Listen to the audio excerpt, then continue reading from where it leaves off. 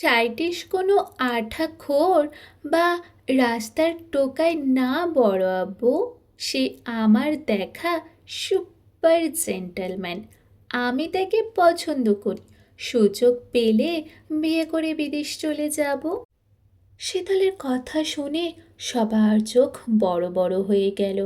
বলে কি এই মেয়ে? মাথা টাথা পুরোটাই গেছে নাকি? তবে শীতলের কথা শুনে শরাফত চৌধুরী রাগলেন না, বরং ঠান্ডা স্বরে কথা চালিয়ে গেলেন। তা কে সেই জেন্টলম্যান? কি করে? বাসা কোথায়? সাইটেশ এটা তার পদবি নাকি পেশা? শীতল আবারও বলল, সাইটেশ তার পদবি। আসলে সে তামিল মুভির হিরো। আমাদের শুদ্ধ ভাইয়ের মতোই নামকরা সায়েন্টিস্টও। দেখতে পুরাই জেন্টলম্যান। নাম পিওর ক্যারেক্টার সাইটেশ। সায়ন রুবাব ভাইও চিনি। ভাইয়া, তোমরা কিছু বলো। শীতলের কথা শুনে সায়ন আর রুবাবের হাসি ভস করে মিলিয়ে গেল। নিচে থেকে শুদ্ধকে খোঁচানো সায়নের পাটাও থেমে গেল। তারা একে অপরের দিকে তাকিয়ে বোকা বোকা হেসে বলল, হ্যাঁ হ্যাঁ, ছেলে দেখতে শুনতে ভালোই মানাবে ওদের। এবার সাফওয়ান চৌধুরী বিস্ময় ভরা কণ্ঠে বললেন, তোরা মুভির হিরোর কথা বলছিস? কি কাণ্ড বল দেখি। কোথায় আমি ভাবলাম সত্যি টত্যি বোধ হয়। বড় মা ও মেজ চাচুর কথা শুনে শীতল খিলখিল করে হেসে উঠল। তারা তার হাসি দেখে সকলে বোকা বনে গিয়ে নিজেরাও হাসলেন। মেয়েটা পারেও বটে। এদিকে এতক্ষণ সায়ন আর রুবাব যেন শ্বাসটা আটকে রেখেছিল। ভেবেছিল আজকে বোধহয় সত্যিটা ফাঁস হয়েই যাবে। কিন্তু এই মেয়েটা আবার পাল্টি খেলো। আর পাল্টি খেলে খেয়ে করলো কি? সায়েন্টিস্টকে বানিয়ে দিল সাইটিস। আর শুদ্ধর নামের জান খেয়ে নাম দিয়ে দিল ক্যারেক্টার। যদিও পিওর বা কারেক্ট মানেই শুদ্ধ। শীতল কথা শেষ করে আর চোখে শুদ্ধর দিকে তাকাতেই চোখাচোখি হয়ে গেল। ভ্রুকুচকে তাকিয়ে আছে বিশুদ্ধ পুরুষ। হয়তো ভাবছে তার পাশে বসে তারই নাম বদলে তাকে সুরসুরি দিচ্ছে। এর আগে শুদ্ধ অভিযোগ করেছে যে মেয়ে কারোর সামনে তাকে চেয়ে নিতে পারবে না, সেই মেয়েকে সে বিয়েই করবে না। এই জন্য সাহেব কত রাগ দেখিয়েছিল, কথা বলা বন্ধ করে দিয়েছিল, তার রুমেও যেতে দেয়নি। আজ দেখ বলতে পারবে নাকি না। যদিও এটা ছোট্ট রিভেঞ্জ, যখন ফাইনাল মোমেন্টে আসবে তখন গৌরবে বরাবর কাছে চেয়ে নেবে, বুকে বুঝে নেবে বিশুদ্ধ পুরুষটাকে। সে কি ভেবেছে তার করা পাগলামির পরিমাণ একটু বেশি বলে এটাও পাগলামি? না, মোটেও না। এদিকে এখনো মেয়ের বাঁদরামি বন্ধ হয়নি দেখে শিমিন ফুঁসে উঠলেন। কটমট করে তাকিয়ে শুদ্ধকে অভিযোগ করলেন, শুনলে শুনলে বেয়াদবটার কথা? ও কি এমনি এমনি মার খায়? শীতলের ইঙ্গিত বা কথার ধাঁচে শুধু রাগ হঠাৎ উধাও। কি বলবে নিজেই বুঝে উঠতে পারছে না। তবে সায়ন আর রবাবের মুখ দেখে কেন জানি ভীষণ হাসি পেল। হাসলে মেন টার্গেট মিস হয়ে যাবে, তাই মুখটা যথেষ্ট থমথমে করে রাখল। আর শিমিন এত কিছুর পরও মেয়ের করা বাদনামি কমছে না দেখে অঝরে কাঁদতে লাগলেন। আপাতত প্রসঙ্গ পাল্টানো খুব দরকার, তাই সে থমথমে মুখে বলল, আজ থেকে বাড়ির ছোটরা লাখ টাকার জিনিসও যদি নষ্ট করে কেউ কিছু বলবে না। বলবে না? বলবেই না। মারধর তো দূর, যার যা ক্ষতি হবে ক্ষতিপূরণ আমি দেব। তারপরও যেন এই ঘটনার পুরো পুনরাবৃত্তি না হয়। এটুকু বলে ঘাড় বাঁকিয়ে শীতলের দিকে একবার তাকালো। পাঁচি মেয়ে কাঁটা ঠোঁটে এখনো হাসছে মুচকি মুচকি। তাকে এভাবে হাসতে দেখে শুদ্ধ ধমকে উঠল। হঠাৎ ধমকে ওঠায় শীতল চমকে উঠে বলল, হিরোকে ভালো আমি কি করব? এক থাপড়ে সব দাঁত ফেলে দেবো বেয়াদব! কোথায় কি বলতে হয় তাও জানিস না? আশ্চর্য তো! এই তো সেদিনই তো কিছু বললাম না, চুপ ছিলাম বলেই কত ধমকালেন, বকলেন, অথচ আজকে বলছি বলেও ধমকাচ্ছেন। এত কথা শুনতে চাইনি। আগামীকাল থেকে সকাল সন্ধ্যা 2 বেলা আমার কাছে পড়তে বসবি। এ কথা শুনে শীতল আঁতকে উঠল। মাকে দেওয়া বাঁশ তার দিকে ঘুরল কিভাবে? এতক্ষণ ভালোই তো চলছিল, এর মধ্যে পড়াশোনা এন্ট্রি নিল ফাঁক দিয়ে। তার উপর শুদ্ধ ভাইয়ের কাছে নাকি পড়তে হবে। এ হতে দেওয়া যাবে না। শুদ্ধ ভাই তুখর স্টুডেন্ট, তার পড়ানোর ধাঁচ কেমন হবে ধারণা আছে। এত এত পড়া দেয়, হাতের লেখা একটু খারাপ বলে অপমান করে, পড়া না পারলে কান ধরে দাঁড় করিয়ে রাখে, নতুবা মারে। না, সে কিছুতেই পড়বে না। নয়তো এই লোক পূর্বের যত রাগ জমে আছে পড়ানোর নাম করে সব রাগ তুলবে। এ কথা ভেবে আতঙ্কিত হয়ে কিছুটা কিছু বলতে গেলে ঠোঁটে টান খেলো।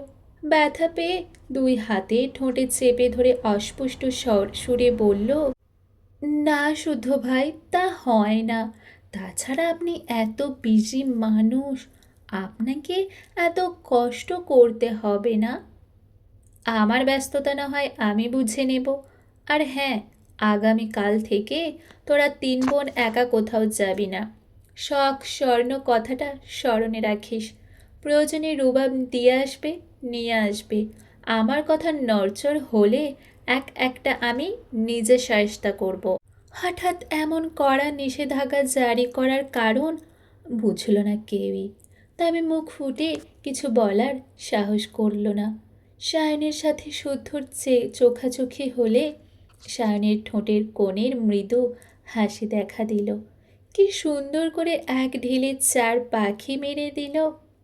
সিমেন্টকে বাঁশ দিল, শীতলকে একা পড়ানোর ব্যবস্থা করে ফেলল, ভাইদেরকে আছিলা বাঁশ খাওয়া দেখল, এবং এই সুযোগে শখ স্মরণের সেফটির কথা ভেবে স্বয়ং রুবাবের ঘাড়ে দায়িত্ব চাপিয়ে দিল। শুদ্ধ যখন নিষেধাজ্ঞা জারি করেছে তখন সবাই বিনা বাক্যে মেনে নেবে, কিন্তু তার বাঘিনী কি মানবে? সে দিনের বেলা সেফটি নিয়ে চললেও রাতের বেলা মানবে না। এটা তো আর এক জাতের ঘাড় তেরা। অতঃপর এসব কথা বাদ দিয়ে সবাই হৈ হৈ করে ইফতার করল। ভাই ও বোনদের পছন্দের আলুর চপ নিয়ে কাড়াকাড়ি হলো, হাসাহাসি হলো। গল্পে গল্পে একটু আগের সব রাগ টাগ মিটে গেল। পরের দিন সকাল থেকে সত্যি সত্যি শুদ্ধর কাছে পড়তে আসতে হলো। ভেবেছিল কোনো বাহানা দেখিয়ে ব্যাপারটা ঘেঁচে দেবে, কিন্তু না, স্বয়ং তার জননী ঘুম থেকে টেনে তুলে তাকে পড়তে পাঠিয়েছে। সঙ্গে শুদ্ধর হাতে মোটা একটা চেলা কাঠ তুলে দিয়ে বলে গেছে, মাংস তোর হাড্ডি আমার। কখন কি পড়ালে দেখতে আসবো না, আমি শুধু রেজাল্ট দেখব।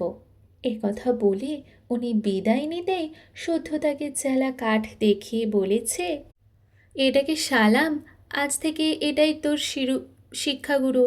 সালাম দে। এই এর যা দাপট সেটা তোর সেনাবাহিনী বাপেরও নেই। এবার বই বের কর। মুখ লটকে শীতল বই বের করলে শুদ্ধ তাকে পড়িয়েছে, বারবার একটা পড়া বুঝিয়েছে। শীতল বলেছে বুঝেছে, কিন্তু সেটা যখন তাকে করতে দিয়েছে তখনই বেঁধেছে ঝামেলা। ফলে কপালে জুটল চেলা কাঠের বাড়ি। এভাবেই রোজ শুদ্ধর কাছে না চাইতেও পড়তে বসতে হলো শীতলকে। কখনো পেট ব্যথা, মাথা ব্যথা, চোখ ব্যথা বলে কত কি অজুহাত সৃষ্টি করলেও ছাড় পায়নি। এভাবেই দিন দিন শীতলের পড়ার চাপ বাড়ল। নিত্যদিনের সাথী হলো মার ধমক। তবে শুদ্ধ যখন তাকে কিছু বোঝাতে এক মনে কিছু লিখত, বোঝাতো কিছু এক মনে কিছু লিখত, তখন সে ড্যাব ড্যাব করে তাকিয়ে থাকতো। একবার দেখত শুদ্ধর হাতের সুন্দর লেখা, আর একবার দেখত সুন্দর মানুষটাকে। মনে মনে কত কি বলতো, মুখ টিপে হাসত। শুদ্ধ বুঝত, তবে কিছু বলতো না। কি বলবে? শীতলকে ওর কাছাকাছি রাখার জন্যই তো পড়ার কথা বলেছিল, নয়তো রিসার্চের কাজ ছেড়ে পড়ানোর সময় কোথায় তার। আর এই কাজ করার কারণ ভালোবাসার সৃষ্টি। একমাত্র ঔষধ ভালোবাসার মানুষটার খুব কাছাকাছি থাকা। একা সময় কাটানো, পড়ানোর ফাঁকে একটু গল্প, মারলে গাল ফুলিয়ে থাকলে একটু প্রশ্রয় দেওয়া, পড়ানোর ফাঁকে ফাঁকে দু চোখ ভরে দেখা, মন ভরে শরীরের সুবাস টেনে নেওয়া, কলম নেওয়ার ছুতোয় ছুঁয়ে দেওয়া, মাঝে মাঝে তার খিলখিল করা হাসি দেখে বুকের তোলপাড় ঝড়টা বহু কষ্টে দমানো। এগুলোই ভালো লাগার এক একটি অংশ। আর এর থেকেই একটু একটু করে সৃষ্টি ভালোবাসার। দেখতে দেখতে রোজা প্রায়ই শেষের পথে। সকলের কেনাকাটা এখনো বাকি। জরুরি শুদ্ধর জরুরি কিছু কাজ থাকায় রুবাব, শরাফত ও সাফান চৌধুরী মিলে একদিন ইফতারের পরে বাকিদের নিয়ে শপিংয়ে গেলেন। সবাই সবার জন্য মিলেঝুলে মাঝরাত অবধি কেনাকাটা সারল। পরদিন বাড়ির মেয়েরা টেলার্সে ড্রেস বানাতে দিয়ে এলো। সপ্তাহখানেক পরেই সীতারা সিমিন টুকটাক কেনাকাটা করতে গিয়ে মেয়েদের ড্রেসও নিয়ে এলেন। যার যার ড্রেস তাকে বুঝিয়ে দিলেন। শীতল পরে দেখবে ভেবে ড্রেসটা রেখে দিয়েছিল। সারাদিন রোজা থেকে ইফতার সেরে রুমে এসে শুতেই চোখ গেল শপিং ব্যাগটার দিকে। দ্রুত উঠে আনন্দে ঝুমঝুম করে ঈদের ড্রেসটা হাত নিয়ে উল্টে পাল্টে দেখতেই মনটা খারাপ হয়ে গেল। ড্রেস মন মতো না হওয়ায় কান্না পেল এবং রুমে বসে সে কাঁদতে থাকলো। আজকে ইফতার পার্টি থাকায় ফ্রেন্ডের সাথেই ইফতার সেরেছে শুদ্ধ। ফ্রেন্ডের সাথে কিছুক্ষণ সময় কাটিয়ে গিয়েছিল তার ল্যাবে। সেখানে কিছু কাজ সেরে রাত 10:30টার দিকে বাড়ি ফিরল। বাড়ির মেয়েরা তখন কিছু একটা নিয়ে খুব হাসাহাসি করছে। ক্লান্ত বিধায় সেদিকে না গিয়ে সোজা রুমে চলে গেছে। সময় নিয়ে শাওয়ার নিয়ে বের হতেই ওর ফোনের রিংটোন বেজে উঠল। ডিসপ্লেতে শাওন চৌধুরীর নাম দেখে কলটা রিসিভ করলো। ড্রেসিং টেবিলের সামনে দাঁড়িয়ে ভেজা চুল মুছতে মুছতে শুনল, আজ সিরাতের মেডিসিন আনতে হবে, না আনলে রাতে মেডিসিন মিস হয়ে যাবে। এদিকে উনি মিটিংয়ে আটকে গেছেন, এর জন্য শুদ্ধকে আনার কথা বললেন। অগত্যা শুদ্ধ পুনরায় রেডি হয়ে রুম থেকে বের হতেই শীতলের কান্নার শব্দ শুনে থমকে দাঁড়িয়ে গেল। এই তো কিছুক্ষণ আগেই দাঁত বের করে হাসছিল, এখন আবার কি হলো? আবার মার খেলো নাকি? একথা ভেবেই সে রুমের দরজায় নক করলে শীতল চোখ তুলে তাকালো। সকল আবদার মেটানোর মানুষটাকে দেখে ঠোঁট ভেঙে কেঁদে অসহায় কণ্ঠে বলল, শুদ্ধ ভাই, সর্বনাশ হয়ে গেছে। শীতলের করুণ আর্তনাদ শুনে শুদ্ধ ভেতরে প্রবেশ করল। গুরুতর কিছু হয়েছে ভেবে জিজ্ঞাসা করল, কি হয়েছে? আমার ইহ জীবনের হাসি খুশি সব ধুলোয় মিশে গেছে। অযথা না বকে ঝেড়ে কাশ। টেলার্সে ঈদের ড্রেস বানাতে দিয়েছিলাম, ওই হারামজাদা সালোয়ারে ইলাস্টিক না দিয়ে বেল্ট দিয়েছে। বেল্টের সালোয়ার পরতে পারি না আমি, ঘন্টায় ঘন্টায় কিট্টু বেঁধে যায়। এর আগের সালোয়ারে খালি কিট্টু বেঁধে যাওয়ায় ওয়াশরুমে কাটা একটা কম্পাস রেখেছিলাম। যতদিন ওই সালোয়ার পরেছে ততদিন কাটা কম্পাসটাকে সাথে সাথে রাখতে হয়েছিল। তা গিট্টুর সাথে কাঁটা কম্পাসের কী সম্পর্ক? এ কথা শুনে শীতল ঢোক গিলে নাক টানতে টানতে জবাব দিল, কারণ কাঁটা কম্পাস দিয়ে গিট্টু খুলতে সুবিধা হয়, কিন্তু আমি এবার ওসব আপদ সহ্য করতে পারবো না। আমি নেবই না এই সালোয়ার। শুধু 2 আঙুলে কপাল ডোলে দীর্ঘশ্বাস চাপল। এই জন্য মরা কান্না কাঁদতে হবে? সে শীতলের কান্নারত মুখের দিকে একবার তাকিয়ে হাতে থাকা সালোয়ারের দিকে তাকালো। এরপর ইশারা করে বলল, এটা কি ঠিক হবে না আর?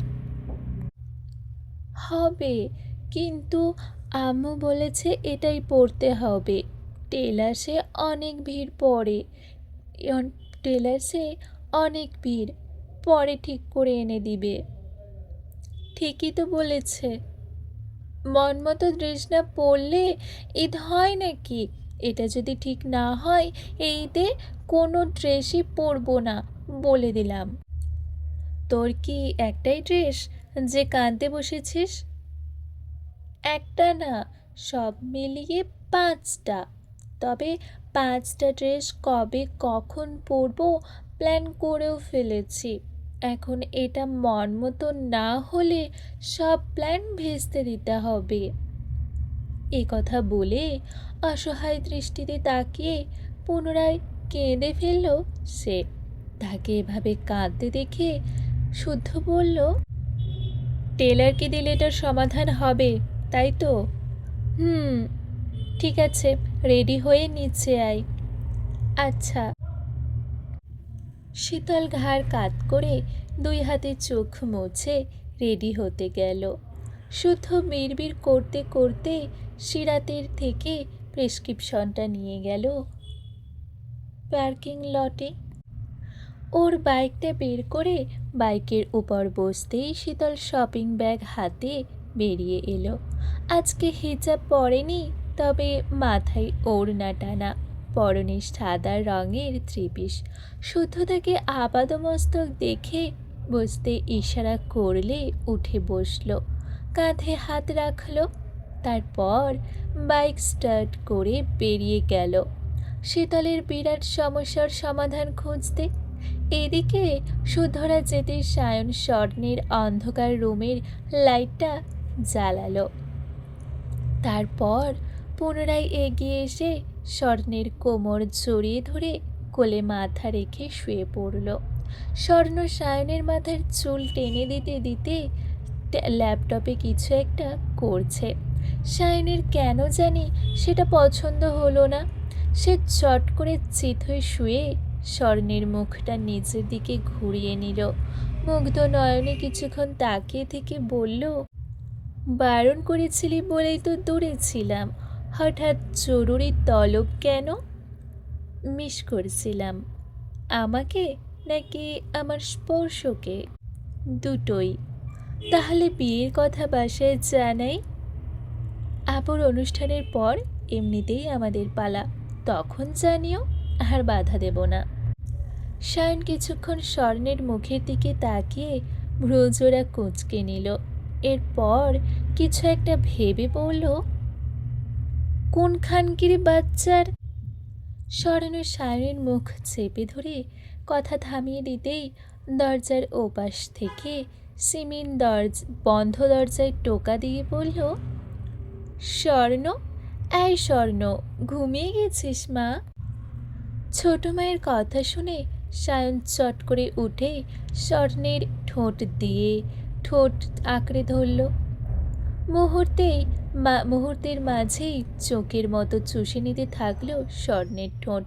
স্বর্ণ শব্দ ছাড়াই নিজেকে ছাড়াতে চাইল, সায়ন যেন আরও জোরে আঁকড়ে ধরল। তার অবাধ্য হাত জোড়া স্বর্ণের কামিজের ফালিতে হাত রাখতেই স্বর্ণ তার হাত খামচে ধরল। বাধা পেয়ে সায়ন ঠোঁট ছেড়ে কানে কানে বলল, আমাকে এতদিন কাছে আসতে দিসনি। ঠিক কতটা ছটফট করেছি জানিস? পানিশমেন্ট জমা আছে। আমিও এসেছি, কি বলে দেখি, তারপর পানিশমেন্ট যা দেবে মাথা পেতে নেব। প্রমিস? প্রমিস।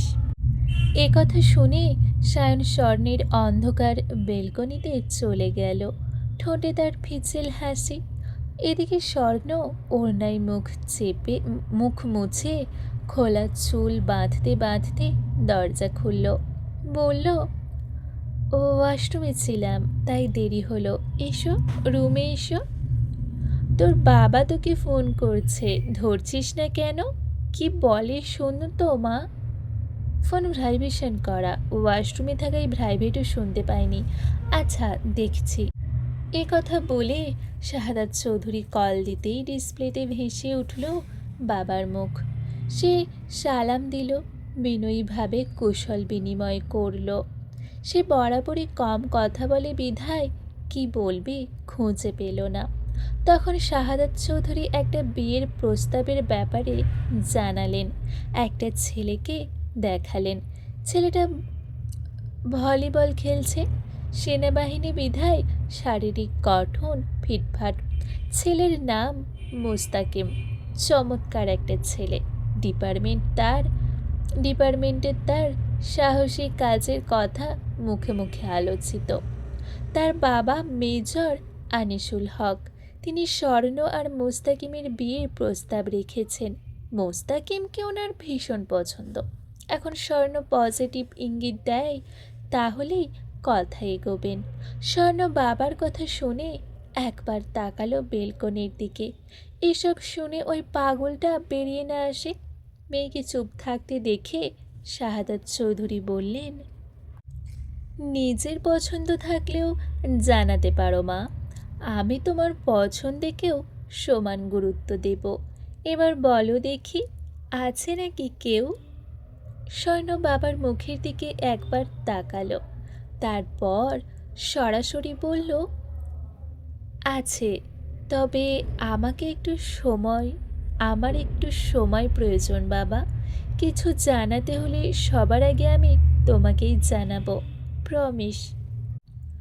শাহাদাত চৌধুরী নীরবে শুধু হাসলেন, মৃদু মাথা নাড়িয়ে সম্মতি প্রকাশ করলেন। মুস্তাকিমকে ভীষণ পছন্দ বিধায় হাতছাড়া করতেও নারাজ উনি। তাই বললেন, তাহলে শীতলের নামটা উঠতেই বুদ্ধিমান স্বর্ণ ওনাকে বলল, শীতল এখন অনেক ছোট বাবা, হাতে পায়ে বড় হলেও বড্ড অবুঝ। আমার মতে এখনই ওকে এসবের মধ্যে জড়ানো ঠিক হবে না, কয়েক বছর যাক, তখন না হয়। এবারও শাহাদাত চৌধুরী মেয়ের কথায় সম্মতি জানিয়ে কল কাটলেন। শিমিন মেয়ে ও স্বামীর কথা শুনলেও আগ বাড়িয়ে কোনো মন্তব্য করেননি, কারণ উনি জানেন স্বর্ণ বুঝতার, যা সিদ্ধান্ত নেবে জেনে বুঝে নেবে। অন্তত আর একটার মতো লাফাতে লাফাতে গিয়ে শুকনো মাটিতে মুখ থুপড়ে পড়বে না। তারপর উনি নিচে যেতে স্বর্ণ দ্রুত দরজা আটকে ঘুরে দাঁড়াতেই সায়ন তাকে দেয়ালের সাথে চেপে ধরে হিসহিসিয়ে বলল, ছেলেটা কেমন, করবি বিয়ে? স্বর্ণ সায়নের হাতটা গলা থেকে সরিয়ে নিজেই রাগান্বিত সায়নের গলা জড়িয়ে ধরল। তারপর মুচকি হেসে বলল, আমার শাহরিয়ার সায়ন কি কম যে অন্যকে বিয়ে করার কথা ভাবতে হবে আমার? এ কথা সায়নের কানে পৌঁছাতেই রাগ গলে জল হয়ে গেল।